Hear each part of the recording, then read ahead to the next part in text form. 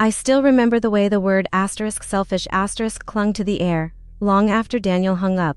It was quiet in the kitchen, the kind of quiet that makes every shadow look like it's listening. The clock kept ticking like nothing had changed, but something in me had shifted, gently, painfully, like a door sliding shut in the dark. By the time the sun slipped below the tree line, I found myself holding my old wedding ring box, its velvet worn smooth from years I barely remembered. I hadn't opened it in decades. I wasn't sure why my hands were trembling now, or why a word from my own son hurt more than any silence ever had. I live in a small Midwestern town where mornings come slow and gray, like they're afraid to startle the houses awake. It's just me in this place now, me, the creaking floors, and the distant echo of the life I built inside these walls. Daniel used to visit more. He used to sit at this kitchen table with his long legs crossed, talking about plans and possibilities. Somewhere along the years, that warmth thinned out, replaced by polite updates and careful distance. And when he called me that night, when he said I was selfish, it pulled open something I thought I'd buried with my husband's things, tucked away in drawers I never opened. Maybe this story isn't about what he said, but about everything we never learned how to say to each other. Before we begin, if you find stories like this comforting, quiet, reflective ones that linger in the heart, I invite you to subscribe to the channel. It helps these stories find the people who might need them most. I woke before the sun even considered rising, the room still washed in that bluish shade between night and morning, the kind of light that makes everything look softer, but no less painful. Daniel's voice was the first thing I heard, even before the birds outside began their slow rustling. *selfish*, the word didn't shout. It whispered. It threaded itself through the quiet, settling onto my chest like a small, stubborn weight. I lay there for a moment, staring at the ceiling that hadn't changed in 20 years, listening to the house breathe. The floor creaked like it remembered something I didn't want to revisit. I pushed myself up slowly, feeling older than I had the night before. The hallway was dim, lit only by the thin slice of gray spilling through the curtains. My slippers barely made a sound on the hardwood, yet the house felt louder in its stillness. In the kitchen, I stood for a long moment with my hands resting on the counter. The air felt thick, as if grief had seeped into the walls, expanding and contracting with every breath I took. I boiled water for tea even though I didn't feel like drinking it. The routine was muscle memory, something to anchor me. The kettle hissed, then clicked off, and the quiet that followed felt sharper than the sound itself. As I moved through the rooms, tidying out of habit rather than purpose, little fragments of my husband kept revealing themselves in plain sight. A photo frame on the mantel tilted ever so slightly forward. I straightened it gently, knowing it would tilt again in a day or two. His old sweater lay folded on the top shelf of the hall closet, one sleeve tucked the wrong way. He used to fold it that way, saying no one ever cared about the neatness of sleeves. I let my fingers trace the wool before closing the door, trying not to sink into the ache of memory. I dusted the living room table, wiped down the sink, adjusted a curtain that didn't really need adjusting. But the silence followed me everywhere, tapping at my heels. It wasn't the peaceful kind of silence. It was the kind that questioned you. The kind that waits for you to admit something you've tried not to see. I sat at the edge of my bed again, unable to stay still yet too drained to move. A bird outside chirped once, then fell quiet, as if reconsidering its song. Eventually, I found myself in front of the old dresser in my room, the one with drawers that stuck on humid days and knobs that clicked loosely in my hand. I opened the top one out of instinct. Inside lay the same assortment of things I'd ignored for years. Old scarves, a tarnished brooch, a few dried petals from a bouquet long gone, and tucked gently in the corner, like a relic from another life, was the jewelry box I hadn't touched in decades. I paused, my fingers hovering above it, my breath gathering shallow and uneven. The box was small, covered in worn velvet that had once been deep blue but now looked like slate dusted with time. I didn't know why I hadn't thrown it away. Maybe I had intended to. Maybe I'd tried once and lost the nerve. The corners were rubbed soft, like it had been held to many times by hands that needed something solid to cling to. I picked it up carefully, the way you pick up something breakable even though it wasn't the box I feared breaking. Daniel's voice flashed through my memory again. That single word, that small cut that had somehow found a deeper wound. I turned the box over in my hands, the underside cool against my skin. I felt the old hinge rub slightly where it never quite closed evenly. For a moment I didn't open it. I just sat there, feeling the weight of something that wasn't physically heavy at all. The house seemed to hold its breath with me. I closed my eyes, exhaling slowly, feeling the tremor in my fingers. Why had I kept this box all these years after my husband passed? Why now, after hearing that word from the one person I'd built my life around, did I feel pulled toward it? The longer I held it, the more I sensed something quiet but insistent rising in me, an old memory pressing against the present. I lifted the lid halfway but stopped, my heart knocking softly against my ribs. I wasn't sure what I expected to feel. The air around me felt different, cooler, sharper, like the room was reminding me of something I had left unfinished. I swallowed, afraid of the emptiness inside, afraid of the truth it held, afraid of myself. I opened it fully then, letting the lid fall back with a muted sigh. Inside, the cushion was bare, just the faint imprint of something that once sat there, something I chose to remove, or maybe had to remove. I stared at that small hollow space, feeling an old ache bloom in my chest. The imprint felt more honest than the ring ever had, a shadow of commitment, a memory shaped like absence. For a long time, I couldn't look away. I closed the box gently, almost reverently, and held it against my palms. The morning light had shifted by then, growing slightly brighter, though it still felt like the world was wrapped in a muted haze. I stood there, the box warm now from my hands, and wondered why I kept it at all. Why I hid it. Why I never let myself open it until today. Was there something inside me I was afraid to remember? Something I'd been avoiding long before Daniel called me selfish? The thought pressed at my throat, soft but undeniable, and as the first thin line of sun crept across the floorboards, I found myself whispering into the quiet, "What am I so afraid of seeing?" The house didn't answer, but I felt something shifting inside me, small but certain, a beginning I hadn't expected. I sat at the edge of my bed with the box resting in my palms, its faded velvet catching the soft morning light. The room felt suspended, as if even the dust motes drifting through the air were waiting for me to do something I'd avoided for too long. The corners of the box had softened with age, worn down by years of handling, years when I thought the weight of it mattered less than the memories attached. But holding it now, I could feel every hour, every moment stitched into its fabric. The room was too quiet, and my heartbeat seemed too loud. I stared at the lid without opening it. The hesitation felt familiar, like I'd done this same motion 100 times in my mind. My fingers hovered at the edge, trembling slightly as if touching the past might make it burn. There was something about the box that felt alive, as though it held breath, mine or someone else's. I wasn't sure. Behind the silence, I kept hearing Daniel's voice from the night before, sharp and tired. The word he used still clung to me, but there was something deeper stirring beneath it. Something older.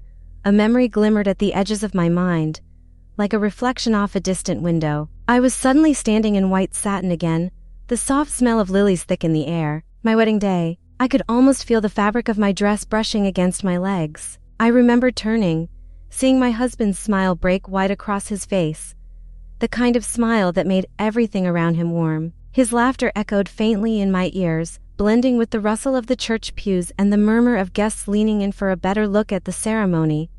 But even in that memory, something felt off. A flicker of tension beneath the brightness. There had been a moment, small, almost unnoticeable, where I felt a knot twist deep in my chest. A fear I didn't name, a hesitation I tried to swallow before he saw it. I remembered him sliding the ring into my hand later, in the quiet of our first evening together, his eyes searching mine as he told me it was a symbol of everything we were building. I remembered loving him, and I remembered feeling overwhelmed by the weight of that love.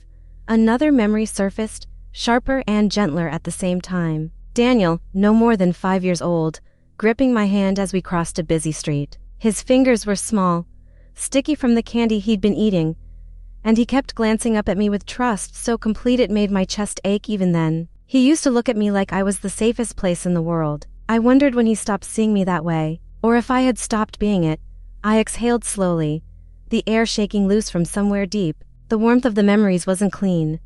It was stained by the tension I'd carried back then, fear of not being enough, fear of being too much, fear of losing myself in love the way my mother once had. I had avoided touching that fear for decades, burying it beneath chores and responsibilities and the quiet routines of widowhood. But the box, this little breath of the past, seemed determined to remind me.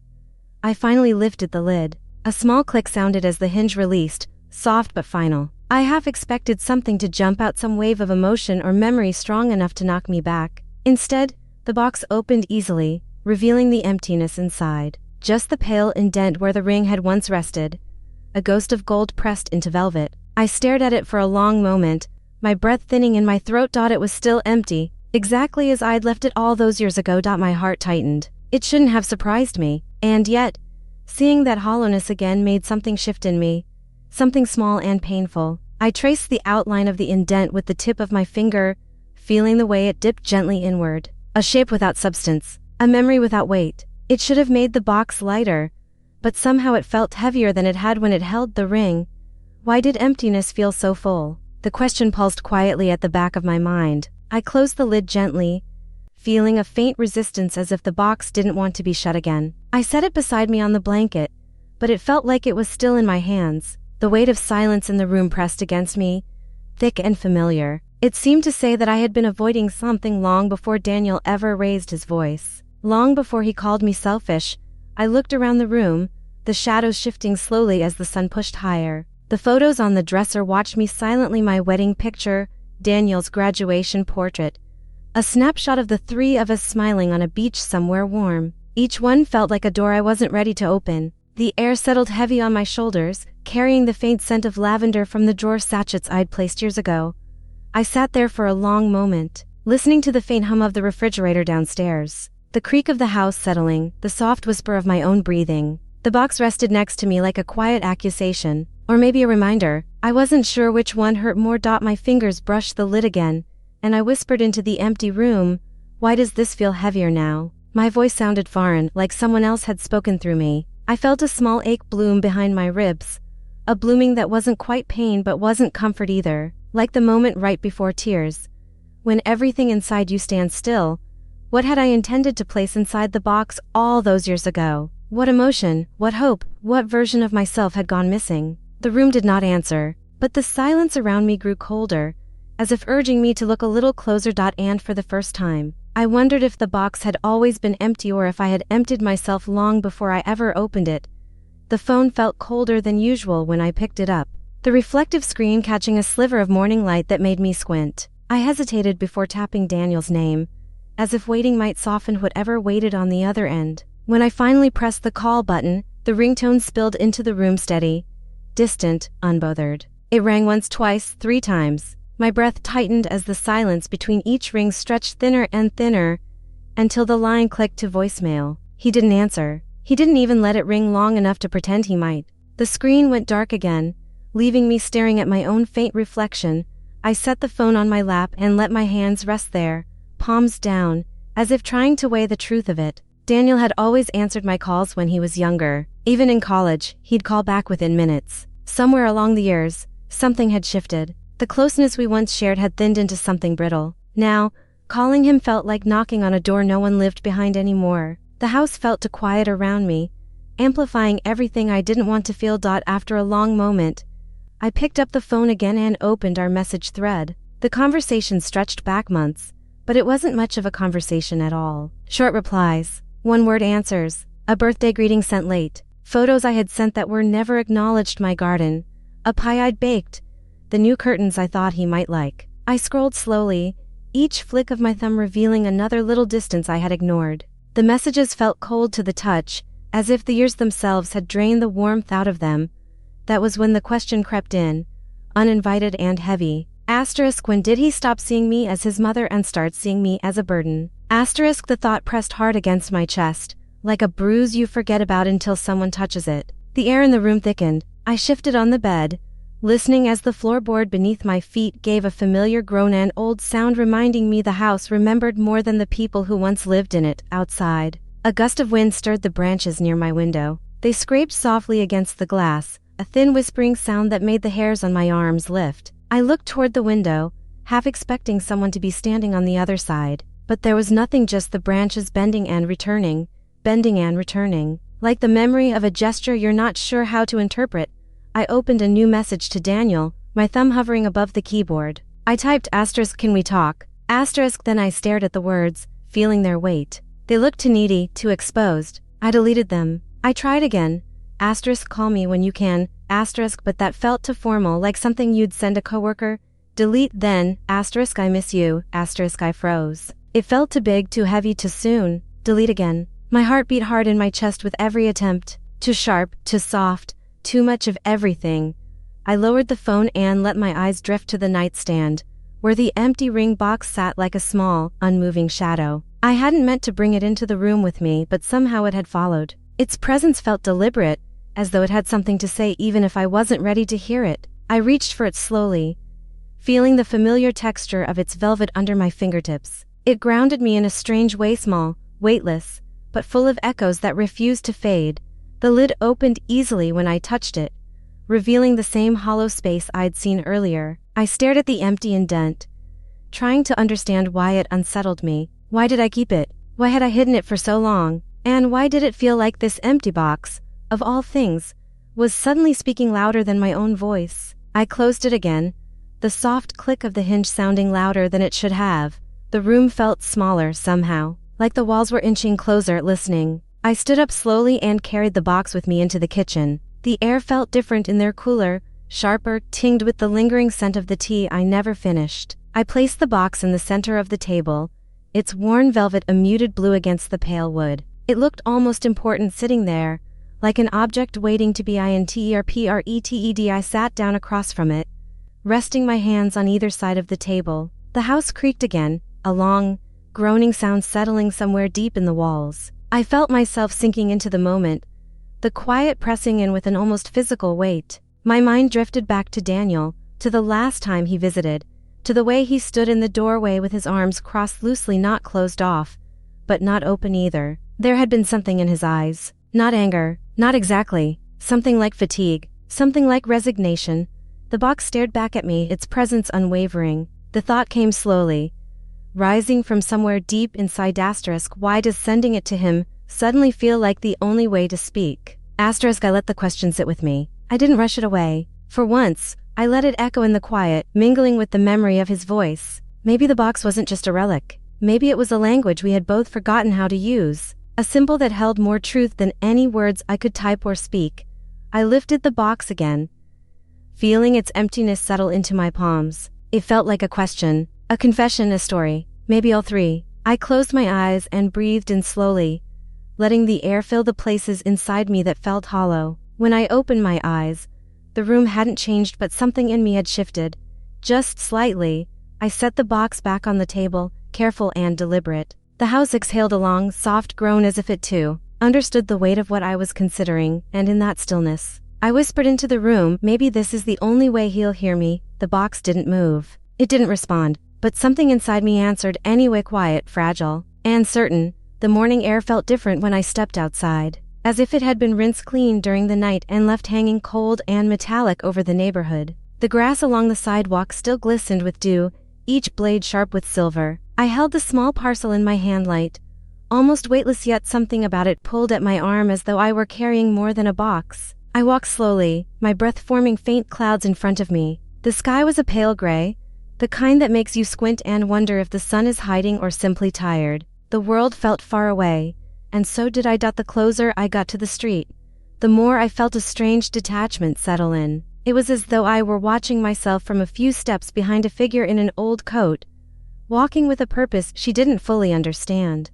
A version of me who still believed that sending something, anything, could bridge a silence years in the making. The gravel crackled beneath my shoes. A few cars passed, their engines low and uninterested. I kept going, the parcel tucked gently under my fingers as though it might bruise if held too tightly. By the time the post office came into view, my steps had slowed. The building sat small and square at the end of the block, its faded blue trim peeling at the edges. The flag outside hung limp, barely stirring in the quiet morning breeze. I paused for a moment at the curb, letting out a breath I didn't know I'd been holding. Inside, I could already hear the distant hum of sorting machines, the rustle of envelopes, the soft murmur of routine. I pushed the door open, and the tiny bell above it chimed in a polite, unassuming way.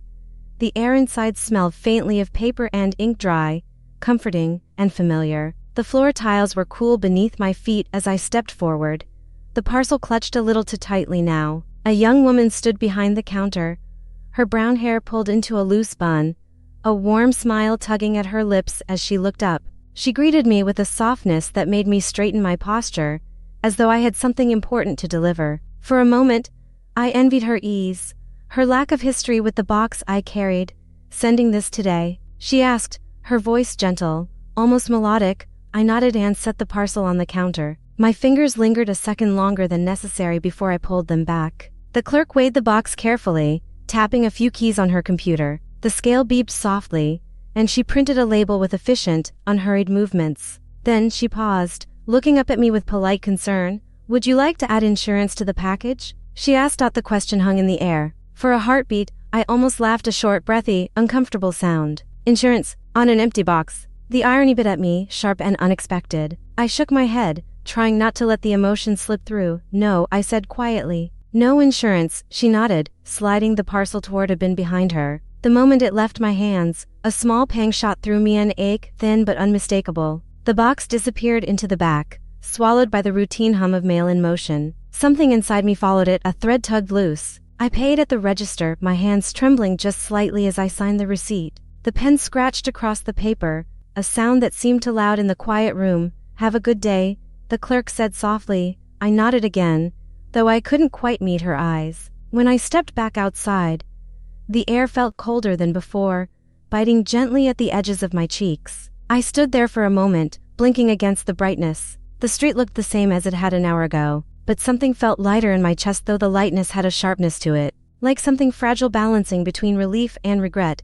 I began walking home. Each step seemed to lift and sink at the same time. I couldn't name the feeling exactly. It sat between dread and release, like letting go of something you didn't realize you'd been gripping for years. The houses I passed felt distant, their windows reflecting the winter light in thin, glassy rectangles. A dog barked somewhere behind a fence, the sound echoing faintly.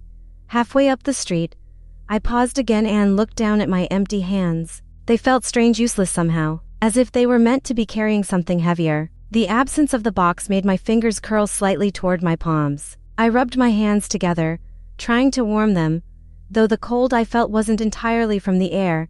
I kept walking, listening to the rhythm of my footsteps. The further I went, the stronger the feeling grew, a lightness wrapped in unease. My breath caught in my throat at the thought of Daniel opening the package. He would lift the lid and find nothing, just the hollow velvet, the imprint, the empty space. What would he think? Would he understand the message I couldn't bring myself to say out loud? Would he see it for what it was, a question, a confession, a reaching hand? Or would he see it only as an empty box, sent by a woman who no longer knew how to speak to her own son? I imagined him standing in his apartment, turning the box over in his hands, confusion knitting at his brow. I imagined him sighing, rubbing his forehead. Or maybe he'd laugh, thinking it was some strange mistake. But a part of me hoped quietly, desperately, that he would pause long enough to hear the unspoken words inside that empty space. As I reached my front steps, the wind brushed against my coat, lifting the fabric gently. I placed my hand on the railing and looked back down the street, the post office now hidden behind a line of houses.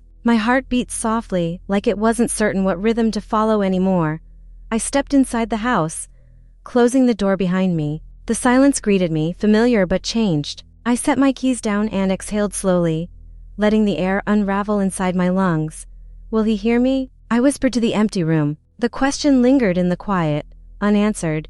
The afternoon light slanted across the living room in long, quiet bands, dust floating lazily through each one like slow-moving snow. I sat on the floor beside the old cedar chest, the lid propped open, its hinges groaning softly as though waking from a long sleep. I hadn't opened it in years, not because I forgot it existed, but because everything inside felt like a door I wasn't ready to walk through. My hands trembled slightly as I lifted the stack of folded blankets, the tin of old photographs, the box of keepsakes that had lost their meaning but not their sentiment. Beneath it all lay a journal, its cover cracked at the edges, the color faded into a soft, muted brown. I pulled the journal out gently, brushing away a thin layer of dust. It felt lighter than I remembered, like the years had hollowed it out. When I opened it, the pages crackled faintly, their edges yellowed and fragile. The handwriting inside wavered with youth, steadier than my hand could manage now. I had written in this journal during my first years of marriage, filling it with hopes and fears I didn't know how to voice aloud. I turned the pages slowly, each one releasing a faint scent of old paper and dried ink. Halfway through, a torn entry slipped out, tucked between two pages like a quiet confession. The paper had aged differently from the journal, more brittle, more stained. I hesitated, staring at the jagged edge where it had been ripped free. My heartbeat quickened as I unfolded it, my breath held tight in my chest. The words were mine, written in hurried strokes. The ink uneven as if my hand had shaken the day I wrote it. It was dated the day my husband gave me the ring. My eyes moved over the lines slowly, the words sinking deeper with each sentence. I had written about his smile, the softness in his eyes, the warmth in his voice when he slipped the ring into my palm. But I had also written the truth I never said aloud, that I hesitated, not because I doubted him or us, but because I feared the weight that came with the promise, the responsibility, the idea of becoming someone's everything, when I wasn't even sure who I was yet. I wrote about feeling pulled into directions, love on one side, fear on the other, and how small and guilty that fear had made me feel. I closed my eyes, the memory rising around me like a slow tide. I could see him standing in the dim glow of our first apartment, holding the ring with such tenderness it almost broke me. I could hear the way he whispered my name, the hint of hope tucked inside it, and I remembered swallowing the knot in my throat, forcing my smile to steady, telling myself I would grow into the certainty he deserved. I took the ring that night, I wore it. I tried to become the woman I thought he wanted me to be. But the torn entry in my hand told another story, a story I buried beneath chores, compromises, and the daily stretching of myself into shapes that didn't always fit. I had promised myself I would keep part of my identity and touched a small corner of me unclaimed by marriage or motherhood. Yet piece by piece, year after year, I let that promise slip away. I gave too much. I hid too much. I believed that love meant losing parts of yourself quietly. I opened my eyes and stared at the journal in my lap.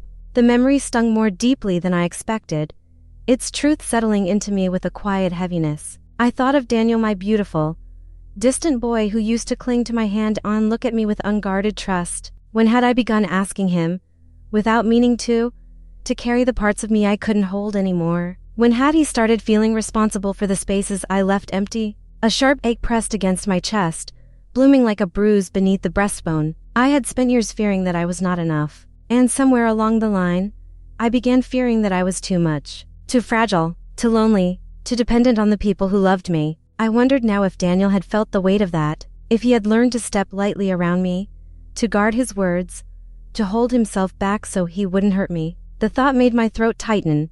The wind outside brushed against the window with a soft, hollow sound. I looked up, watching the curtains shift just slightly. Shadows rippled across the floorboards, faint echoes of movement that made the room feel alive with memory. I pressed the torn entry to my chest, feeling the paper bend gently against my hand. It was strange how words written decades ago could suddenly feel like they were speaking directly to the present.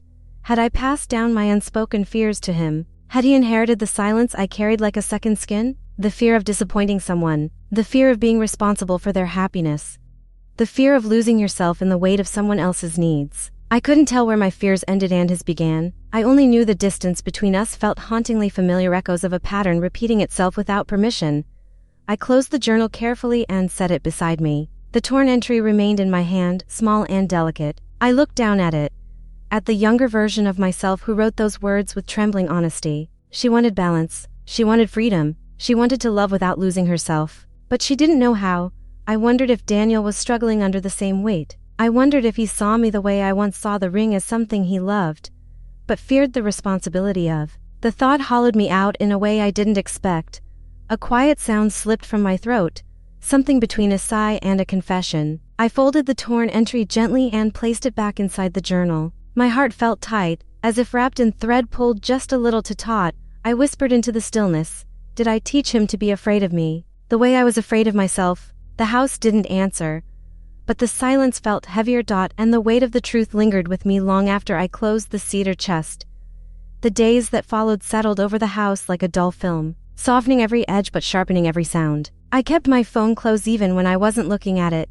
I could feel its presence like a heartbeat in the room. Each morning, I checked for missed calls before my eyes were even fully open, squinting at the screen in the half-light. Each morning, I found nothing. No messages, no callbacks, just the smooth, empty glow of silence. Daniel's silence. It wrapped around me slowly, the way fog clings to the ground before sunrise. I moved through the rooms without purpose, pacing paths I had worn smooth over the years. The living room felt larger than before, as if the walls had stretched quietly overnight. I wandered from window to window, peeking out without knowing what I hoped to see. The couch cushions sagged under the weight of my lingering. The floorboards creaked softly, like the house was sighing each time I passed. Even the air felt more hollow, as though it drifted through the hallways without touching anything. I tried to busy myself with small tasks, folding towels, dusting the table, rearranging the books I'd already alphabetized, but each gesture felt like a placeholder for something deeper I didn't want to face. In the quiet, my mind rehearsed conversations we never had. I imagined Daniel sitting across from me, his hands resting lightly on the table. I pictured myself telling him about the grief I carried all these years, the kind that doesn't rise dramatically but settles in low and constant. I would tell him how loneliness has a way of slipping into the smallest cracks until it fills the whole house. I would tell him that love can become a quiet obligation if we aren't careful, a weight we confuse for duty instead of connection. I practiced these words in whispers, mouthing them into the empty rooms like a woman learning a new language. By the third day, the silence began pressing itself against my ribs. It felt like a growing knot beneath my sternum, tightening with each hour that passed. I walked from room to room, touching the same objects over and over, as if repetition might calm me. The framed photos on the mantel, the smooth edges of the dining table, the cool metal of the faucet. Nothing soothed the ache. I thought of calling again, but the memory of the unanswered ring made my fingers curl inward. I imagined the phone lighting up on his end and him choosing not to pick up. The thought landed heavy. At dusk, when the sky dimmed into shades of rose and gray, I stepped outside onto the wooden porch. The boards groaned under my weight, a familiar, tired sound. I lowered myself onto the top step, folding my hands in my lap as the air cooled around me. The neighborhood was quiet, only the faint hum of insects rising from the grass and the occasional bark of a dog carrying through the stillness. I looked down the long stretch of street, my eyes following it to where it curved out of sight. I wished selfishly, desperately, for the sound of Daniel's car engine turning onto our road, that steady rumble I'd know anywhere. I pictured him stepping out, hands shoved into his pockets, brow furrowed with something like apology. But the street stayed empty. A neighbor walked by, waving politely. I lifted my hand in return but barely felt the motion. His footsteps faded, swallowed by the quiet. I kept staring at the empty road, unwilling to move even as the temperature dropped. A breeze stirred the leaves of the maples across the street, making a soft shivering sound. The light dimmed further, melting into blue, then gray, then something close to night. I didn't turn on the porch light. It felt wrong to break the quiet with anything artificial. I thought again about the package I had sent. The box, the hollow space inside it. Had he opened it? Had he understood it? Or worse, had he tossed it aside without thinking? The idea made my hands curl into fists against my thighs. I imagined him lifting the lid, his expression flickering with confusion or annoyance. I wondered if he would see the emptiness as an accusation or a plea. I wondered if he felt any weight at all in receiving it. A chill wound its way through me as the question echoed. Back inside, the house felt colder. I shut the door quietly behind me, as if not to disturb something unseen. The silence inside pressed in again, thicker now, heavier. I walked into the kitchen and leaned against the counter, bracing myself with both hands. My breath came shallow, short, as though the house were stealing some of it for itself. I closed my eyes and let the quiet settle on me like a blanket, too heavy to shift. Is he hurt? Or simply choosing not to respond? The question lodged itself deep in my mind. It pulsed there, small but insistent, a soft tapping against the inside of my chest. I pressed my fingers against my sternum, trying to ease the pressure, but the ache only spread further, blooming into my shoulders, my throat, my jaw. I swallowed hard, tasting salt at the back of my mouth. I thought of the patterns I'd recognized earlier, the fear, the retreat, the silence. Had I taught him this? Had he learned distance by watching me build mine? The kitchen clock ticked steadily, each second punctuating the quiet. I stood there listening, the sound a steady reminder of time passing without him. Evening turned into night, shadows pooling in corners and stretching long across the floor. I turned on a small lamp, its glow soft and warm, but it didn't change the way the silence felt. If anything, it made it more visible. I walked into the living room and sat on the edge of the couch, leaning forward, elbows on my knees. My hands dangled, fingers curled slightly, as though holding something invisible. I let my head hang for a moment, hair falling around my face. I felt the ache of exhaustion, not physical, but the kind that settles in the heart when waiting becomes its own burden. I whispered his name once, quietly, just to hear it in the room. It didn't echo. It just disappeared into the stillness. The silence felt like an answer, and I wasn't sure which truth hurt more, the possibility that he was hurt, or the possibility that he wasn't. Afternoon light slanted weakly through the blinds, leaving thin stripes of gold across the bedroom floor. I had been drifting from drawer to drawer, touching objects without really seeing them, searching for something unnamed. Maybe I hoped distraction would soften the silence that had settled into the house. Maybe I was trying to outrun my own thoughts. But when my hand slipped beneath the stack of old scarves at the back of my dresser, my fingers brushed against something rigid. A thin rectangle. An envelope. I froze, feeling an old pulse of memory stir beneath my skin. I pulled it out slowly, dust lifting into the air as though the past were shaking itself awake. The envelope was yellowed at the edges, the paper soft with age. My name wasn't written on it, nor his. Instead, a single date sat typed neatly in the corner, one I remembered too well. I felt my breath hitch. I had written this letter years ago, late at night, after a quiet argument that lingered long after the words had faded. I had typed it because writing felt to intimate, because typing allowed distance, even from my own feelings.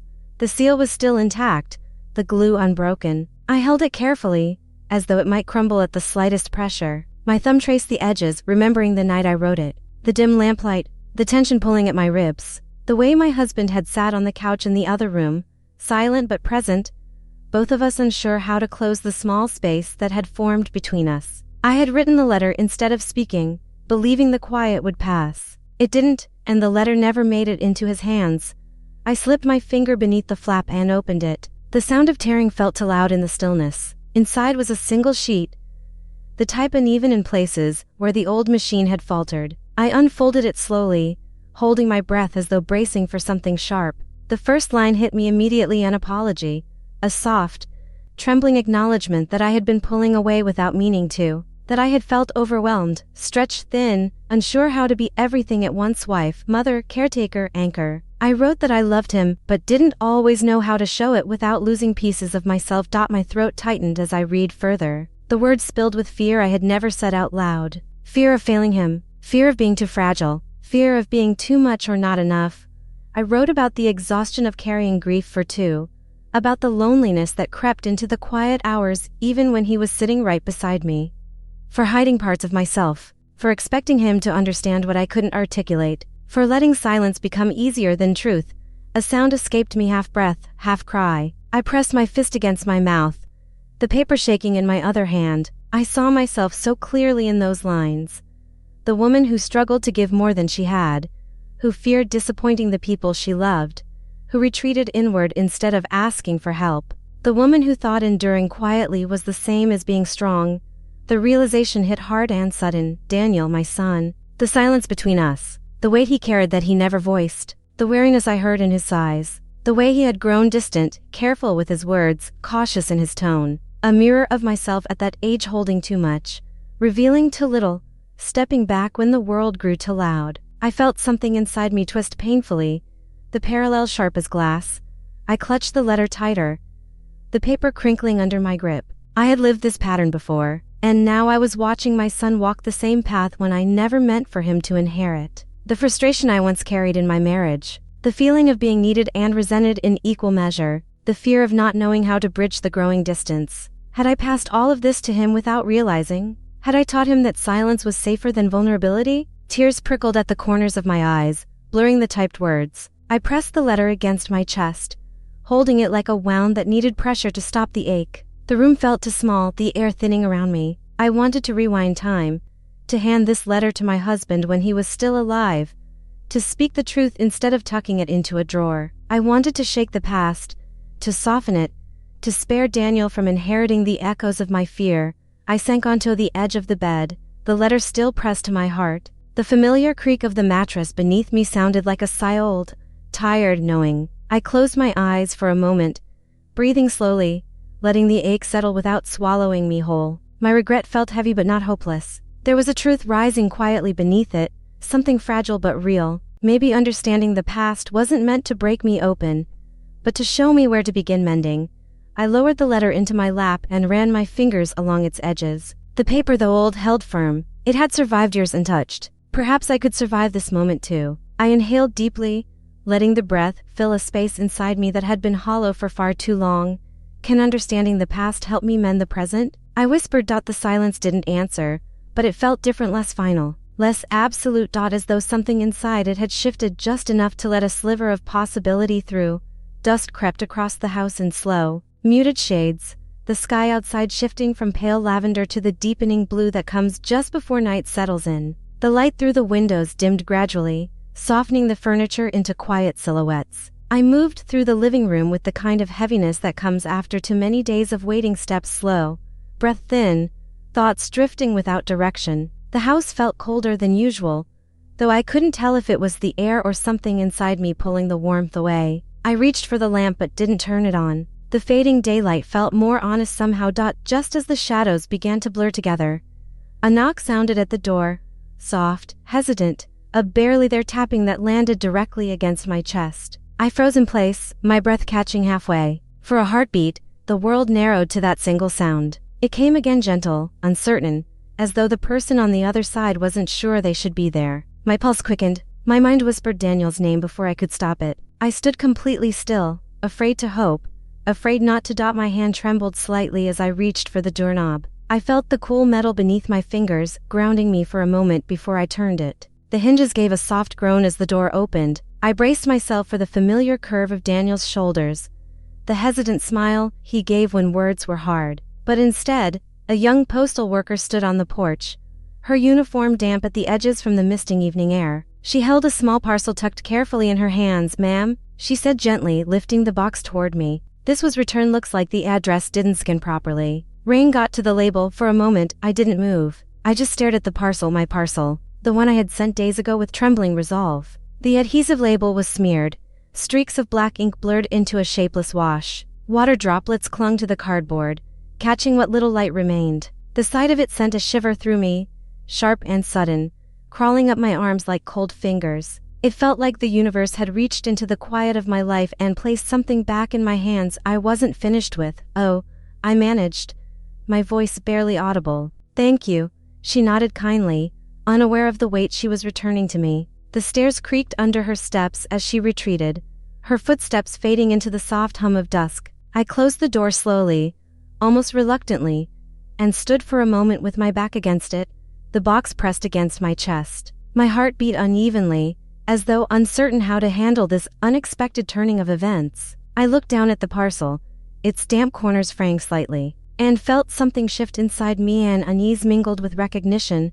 I walked to the dining table and set the box down gently, as if it might crumble under my touch. The house was quiet, holding its breath the way it did when something important hummed beneath the surface. I pulled out a chair and sat, my fingers brushing over the ruined label. The ink had bled into the cardboard, spreading into dark, shapeless clouds. I traced the edges of the smearing, feeling the faint ridges beneath my fingertips. It looked like the past, blurred, washed out, yet impossible to ignore. The air in the room felt different, cooler, as though something unseen had entered with the box. A memory of the post office flickered through my mind. The clerk's gentle voice, the click of the package disappearing behind the counter. I hadn't known what would come of sending it. I didn't expect it to return to me, and yet here it was, asking a question without saying a word. A tremor worked its way through my hands as I lifted the box again. The cardboard felt slightly softened from the rain, but the weight of it, the light pulled at me, insistent. I closed my eyes for a moment, listening to the steady hum of the refrigerator, the faint ticking of the kitchen clock, the slow exhale of the house settling into night. Everything felt poised, waiting. I let out a slow breath, my fingers tightening around the parcel. Was I meant to open it again before sending it? The question rose quietly, unsteady and fragile, but it didn't leave. It hung in the silent space between myself and the table, something I could almost see if I looked closely enough. I placed the box back down and slid it toward me with careful fingers. The tape along the edges lifted slightly where the moisture had weakened it. It would take barely any pressure to open now. A small pull, a gentle tug. I rested my hands in my lap instead, afraid of what the box might demand of me, afraid of what the emptiness inside it might reveal. My heart beat softly, a muted rhythm beneath the weight of the moment. The question lingered, sinking deeper into me with every passing second. I thought again of Daniel, of the silence between us, of the message I had hoped he would read inside that empty space. But now the box was back, sitting in front of me like a truth I hadn't fully spoken, a truth refusing to be mailed away without being acknowledged first. I wondered if the universe, God, fate, coincidence had nudged it back into my hands because something in me wasn't finished yet, because something in me was still running. I reached for the box one more time, letting my fingers trace the damp corners. The cardboard bent gently beneath my touch. My breath felt unsteady. I didn't open it, not yet. But the possibility trembled at the edges of my thoughts, growing stronger with each heartbeat. The sky outside darkened fully, the last sliver of light slipping away. The room filled with shadows, long and quiet. I should have turned on a lamp, but something about the dimness felt fitting, an honest reflection of the space inside me I was finally beginning to uncover. I whispered to no one in particular, "Is this what I was meant to face?" The box offered no reply, but its presence pressed against me, quiet and certain, urging me toward a truth I could no longer ignore.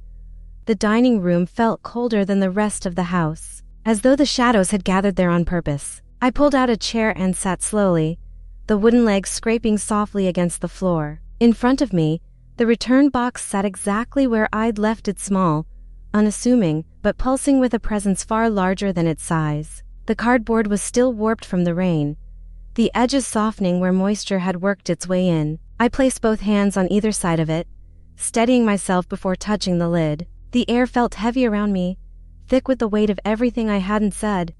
For a long moment I simply looked at the box. Its silence felt intentional, as if it were waiting for me to come to terms with what I'd put inside it or what I hadn't.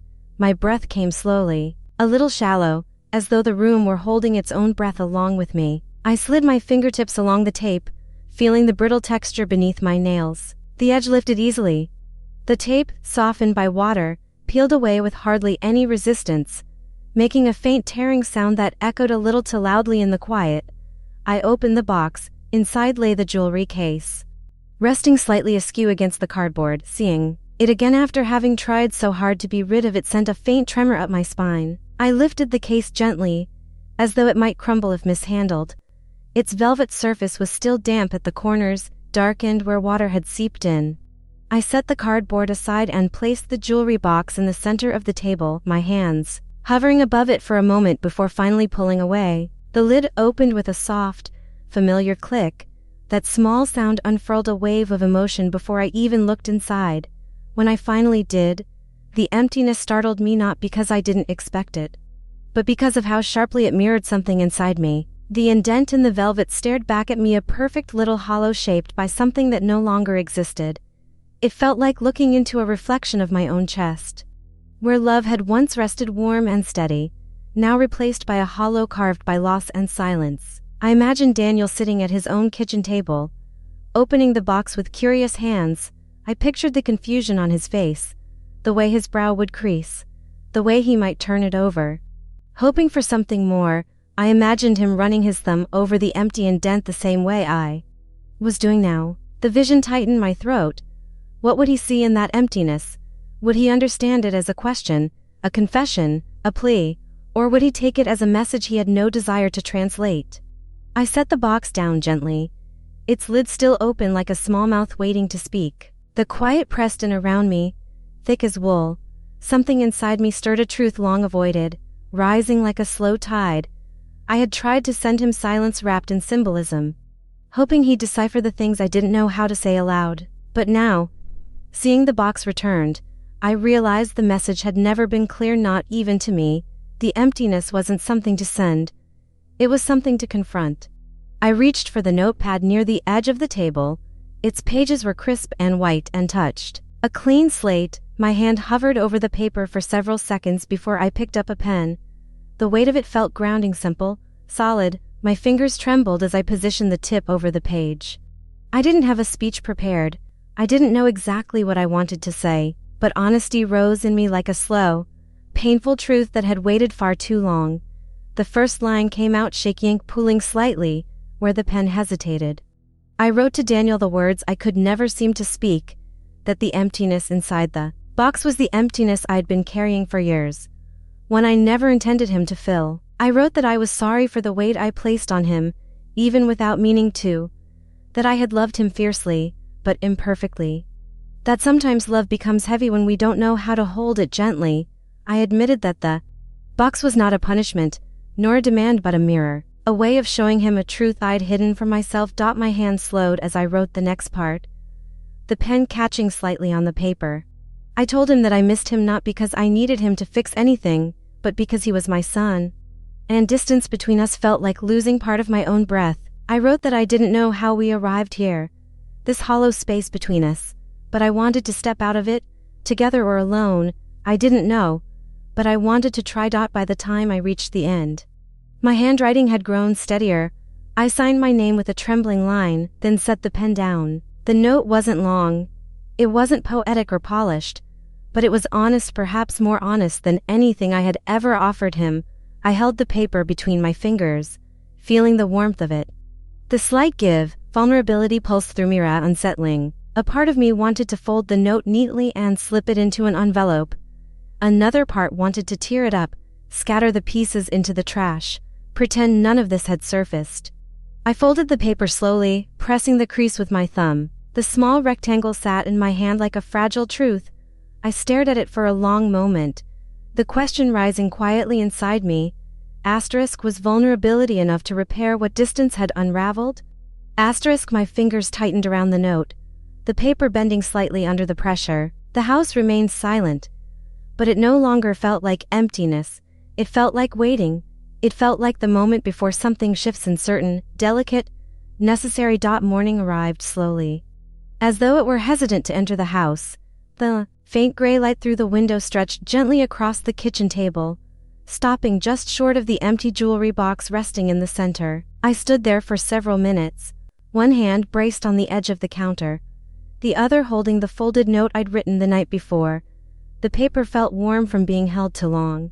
My resolve trembled, but it held. I looked at the box, its lid cracked open slightly, velvet glinting faintly, and realized I no longer needed to send it. Its truth had already done its work. I slipped the note into a new envelope and wrote Daniel's name on the front. My handwriting looked smaller than usual, softer somehow, as if I were speaking quietly even in ink. When I sealed it, a strange steadiness settled into my chest, uncertain but clear, like the first breath after a long-held silence. I tucked the envelope into my coat pocket, hesitating once more as my fingers grazed the jewelry box. But I left it where it was. Its place was here now, not in his hands, not anymore. The air outside was cool when I stepped onto the porch, crisp enough to wake my skin. A faint breeze moved through the trees, shaking loose a few dry leaves that skittered across the walkway. I closed the door behind me and stood still for a moment, letting the quiet morning settle around me. Then I began walking toward the post office, each step soft but deliberate. I kept my hand in my pocket, fingers resting against the envelope as though grounding myself to the choice I'd made. The streets felt different today, not brighter, not warmer, just different.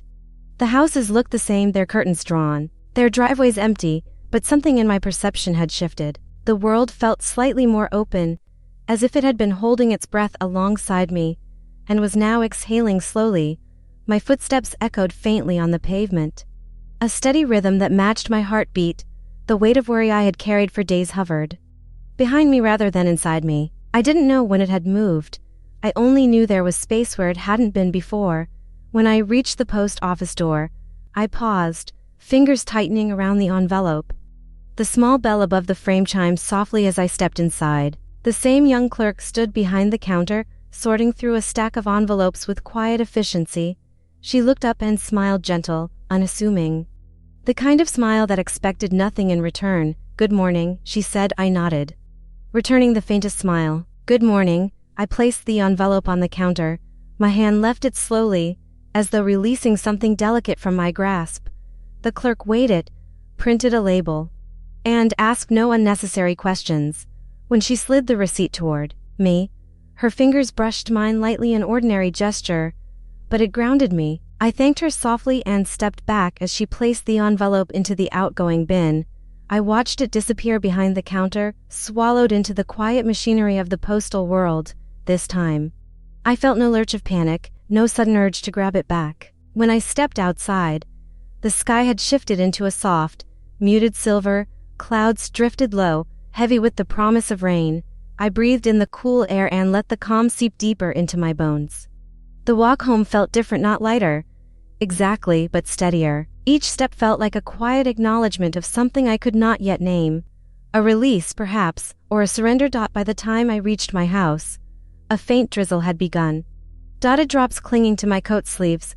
I stepped inside, shaking off the moisture, and hung my coat by the door. The house greeted me with familiar silence, but it felt less oppressive now, more like a companion than a question. I walked into the kitchen, my eyes drifting to the jewelry box still sitting on the table.